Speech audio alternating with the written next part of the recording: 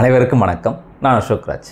இந்த வீடியோவில் நம்ம எதை பற்றி டிஸ்கஸ் பண்ண போகிறோம் அப்படின்னா, ஒரு பவர் சேஞ்ச் ஒரு டைம் வந்து ஜென்ரலாக வந்து பார்த்திங்க அப்படின்னா எவ்வளவு செகண்ட்ஸ்குள்ளே பண்ணால் வந்து ஓகே, உங்களுடைய ஃபெசிலிட்டி மேனேஜ்மெண்ட்டாக இருக்கட்டும், இல்லை ஒரு டேட்டா சென்டருடைய செக்டராக இருக்கட்டும், ஸோ எவ்வளவு செகண்ட்ஸ்குள்ளே வந்து எல்லோரும் வந்து ஸ்டாண்டர்டாக வந்து பண்ணிக்கிட்டு இருக்காங்க அப்படின்றத பற்றி ஒரு சின்ன ஒரு இன்ட்ரடக்ஷன் தான் அந்த வீடியோ. ஸோ இப்போ வந்து பார்த்திங்க அப்படின்னா பவர் சேஞ்ச் ஓவர் நம்மளுக்கு எதுக்கு நம்ம பண்ணுறோம் உங்களுக்கே தெரியும். சப்போஸ் உங்களுடைய இபி பவர் டிஎன்இபி, இப்போ தமிழ்நாட்டில் இருக்கீங்க, டிஎன்இபி பவர் இருக்குது. ஸோ டிஎன்இபி பவர் வந்து உங்களுக்கு கட் ஆச்சு அப்படின்னா நீங்கள் வந்து டிஜி செட்ஸ் வச்சுருப்பீங்க, maybe LT DG sets or HT DG sets. So எது இருந்தாலும் அதை வந்து நீங்கள் வந்து ஆன் பண்ணி உங்களுக்கு பவரை வந்து நீங்கள் நார்மல் பண்ணணும். ஸோ இப்போ நீங்கள் ஒரு அசியூம் பண்ணிக்கோங்க. ஸோ இப்போ என்கிட்ட வந்து பார்த்தீங்கன்னா மேனுவல் சேஞ்ச் ஓவர் தான் இருக்குது. ஓகே, நான் வந்து ஒரு 33 kV சப்ஸ்டேஷன் வச்சுருக்கேன். Okay, so 33/11. ஸோ 11லேருந்து வந்து பார்த்திங்க அப்படின்னா திருப்பி ஒரு ஸ்டெப் டவுன் ட்ரான்ஸ்ஃபார்மர் போட்டு 433 வோல்ட்டு கன்வெர்ட் பண்ணி நான் வந்து உங்களுக்கு எல்டி பேனலுக்கு நான் கொடுத்துக்கிறேன்.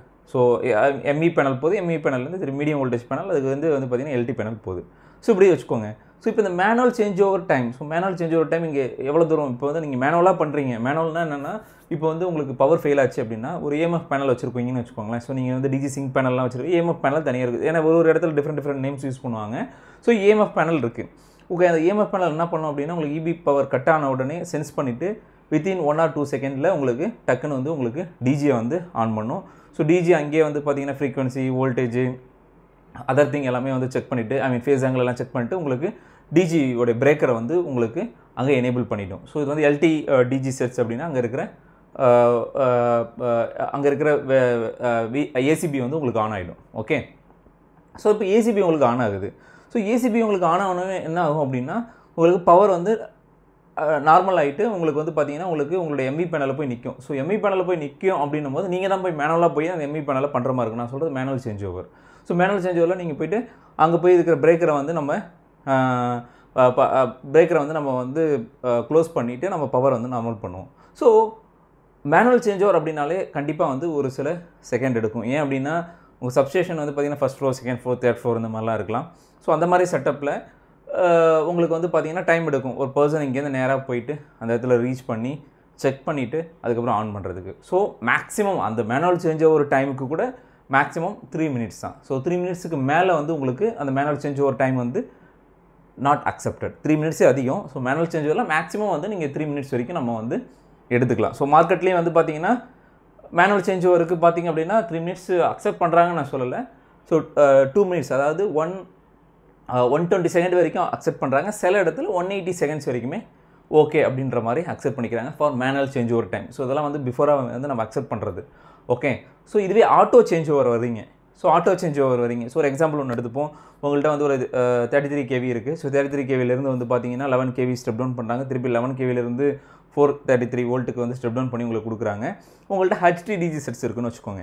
ஸோ நீங்கள் சிங்க் பேனல் வச்சுருக்கீங்க. சிங்க் பேனல் வச்சுருந்தீங்கனாலே டிஜிஸோட பிரேக்கர் மினிமம் 2 டிஜி செட்ஸ் உங்களுக்கு வந்து ஆன் ஆனால் தான் அந்த கான்செப்ட் அதுலேயும் இருக்குது. பட் சொல்கிறேன், ஸோ மினிமம் 2 டிஜி செட்ஸ் ஆனால் தான் அது வந்து இந்த வோல்டேஜ், ஃபேஸ் ஆங்கிள் இதெல்லாம் செக் பண்ணிட்டு உங்களுக்கு பவரை வந்து பிரேக்கரை வந்து உங்களுக்கு அங்கே இருக்கிற டிஜி சிங்க் பேனலில் இருக்கிற அந்த பிரேக்கர் பஸ் கப்ளர் சொல்லுவாங்க, அந்த பஸ் கப்ளர் ஆன் ஆகும். ஆன் ஆகிட்டு உங்களுக்கு உங்களுடைய ட்ரான்ஸ்ஃபார்மர் 11 kV/433 ட்ரான்ஸ்ஃபார்மருக்கு உங்களுக்கு இன்புட்டாக போகும். ஏன்னா உங்களுக்கு ஹெச்டிடிஜி செட்ஸு. ஸோ 11 kV நீங்கள் வச்சுருப்பீங்க. ஸோ அங்கே போய்ட்டு அங்கே ட்ரான்ஸ்ஃபார்மருக்கு முன்னாடி அங்கே ஒரு சின்ன ஒரு பேனல் இருக்கும். அந்த பேனலுக்கு போய்ட்டு அந்த பேனல்லேருந்து திருப்பி உங்கள் ட்ரான்ஸ்ஃபார்மர் போய்ட்டு திருப்பி ட்ரான்ஸ்ஃபார்மர் ஆன் ஆகணும். அதுக்கு ஒரு டைம் எடுக்கும். திருப்பி அந்த டைம் செகண்ட்ஸ், எல்லாமே செகண்ட்ஸ் தான் எடுத்துகிட்டு திருப்பி அது வந்து உங்களுடைய எல்டி பேனலுக்கு போகணும். ஸோ எல்டி பேனலுக்கு போகும். ஸோ எல்டி பேனல்லேருந்து உங்களுடைய இதுக்கு போகும். ஸோ இந்த சீக்வன்ஸ் எல்லாம் எல்லாமே ஆட்டோவில் இருந்தது அப்படின்னா மேக்ஸிமம் ஒரு 45 செகண்ட்ஸ்லேருந்து 55 செகண்ட்ஸ். ஓகே, நாட் 1 மினிட் கூட ஆகாது. 45 செகண்ட்ஸ்லேருந்து 55 செகண்ட்ஸ்க்குள்ளே உங்களுடைய power either EB to DG or DG to EB நீங்கள் எந்த பவர் சேஞ்ச் ஓவர் பண்ணாலும் மேக்ஸிமம் ஒரு 55 செகண்ட்ஸ்க்குள்ளே. ஸோ டேட்டா சென்டரில் 55 செகண்ட் கூட அதிகம். சில இடத்துல வந்து பார்த்திங்கன்னா 43 செகண்ட்ஸில் வந்து சேஞ்ச் ஓவர் பண்ணி எல்லாத்தையும் நார்மல் பண்ணிவிடுவாங்க.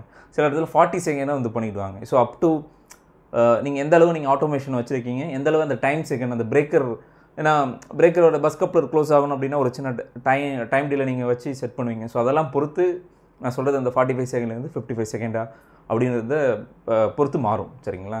ஸோ ஸோ இது எதுக்கு நான் சொல்ல வரேன் அப்படின்னா, ஸோ ஜென்ரலாக ஒரு ஃபெசிலிட்டியில் இருக்கீங்க, நீங்கள் வந்து ஒரு ஃபெசிலிட்டி மேனேஜ்மெண்ட் மட்டும் எடுத்துக்கிறீங்க, ஃப்ளோர் மெயின்டெனன்ஸ் மட்டும் எடுத்துக்கிறீங்க.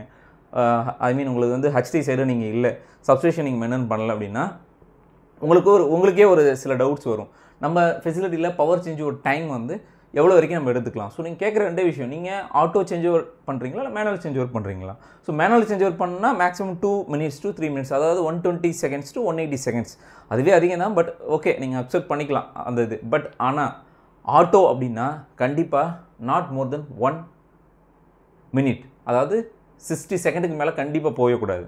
ஸோ அந்த மாதிரி இருந்தது அப்படின்னா நீங்கள் வந்து அவங்கள்ட்ட கேட்கலாம், அந்த உங்கள் சப்ஸ்டேஷன் டீம் யார் மெயின்டைன் பண்ணாங்களோ கேட்கலாம், ஏன் என்னுடைய ஃப்ளோருக்கு வந்து பவர் வரல. ஸோ ஒரு பவர் இபி பவர் கட்டாலும் சரி, இல்லை இபிலேருந்து திருப்பி உங்களுக்கு இபி பவர் வந்ததுக்கப்புறம் உங்களுக்கு வந்து டிஜிலேருந்து இபி மாற்றுவாங்களா, அந்த சேஞ்ச் ஓவராக இருந்தாலும் சரி, ஏன் வந்து எனக்கு வந்து பவர் வரல அப்படின்னு சொல்லிட்டு நீங்கள் கேட்கலாம். ஸோ எனக்கு இந்த மாதிரி ஒரு சில சினேரியோலாம் நடந்திருக்கு. ஸோ மேபி சப்ஸ்டேஷனில் இருந்ததால எனக்கு அந்த ஒரு ஐடியா தெரியும். ஸோ இல்லாதவங்களுக்கு கண்டிப்பாக இந்த வீடியோ வந்து ஒரு சின்ன இன்ஃபர்மேஷன் தெரியும். ஸோ அது ஆட்டோ சேஞ்ச் ஓவர் அப்படின்னா கண்டிப்பாக நான் சொல்கிறது ஒரு மேக்ஸிமம் வச்சுக்கோங்க 45 seconds to 55 seconds, அதுக்கு முன்னாடியும் பண்ணுறாங்க. ஸோ அப் டு உங்களுடைய அந்த இன்ஃப்ராஸ்ட்ரக்சரை பொறுத்து இருக்குது, எலக்ட்ரிக்கல் இன்ஃப்ராஸ்ட்ரக்சரை பொறுத்து இருக்குது. மேனுவல் சேஞ்ச் ஓவர்னா 120 செகண்ட்லேருந்து 180 செகண்ட் வரைக்கும் நம்ம ஓகே அப்படின்னு நம்ம எடுத்துக்கலாம். பட் அதுக்கு மேலே கண்டிப்பாக வந்து நீங்கள் அக்செப்டே பண்ணக்கூடாது. You have to argue with your electrical team or substation team. Okay, so இந்த மாதிரி நீங்கள் ஏதாவது ஃப்ளோர் மெயின்டெனன்ஸ் வந்து நீங்கள் பண்ணிகிட்டு இருக்கும்போது, ஸோ இந்த மாதிரி நீங்கள் சேலஞ்ச் ஃபேஸ் பண்ணியிருக்கீங்க ஸோ அப்படின்னா, ஸோ கமெண்ட் பாக்ஸில் கமெண்ட் பண்ணுங்கள். இந்த வீடியோவிலேருந்து சின்ன ஒரு இன்ஃபர்மேஷன் உங்களுக்கு கிடச்சிருக்கும் நான் நம்புகிறேன். So power change over time in facility management, data centre management, so ஒரு சின்ன ஒரு ஐடியா கிடச்சிருக்கும் நான் நம்புகிறேன். ஸோ இந்த வீடியோ உங்களுக்கு ஹெல்ப்ஃபுல்லாக இருந்தது அப்படின்னா லைக் பண்ணிட்டு உங்கள் ஃப்ரெண்டுக்கு ஷேர் பண்ணுங்கள். இதை பற்றின ஏதாவது டவுட்ஸ் இருந்தால் கமெண்ட் பாக்ஸில் கமெண்ட் பண்ணுங்கள். பாய், ஹேவ் எ நைஸ் டே.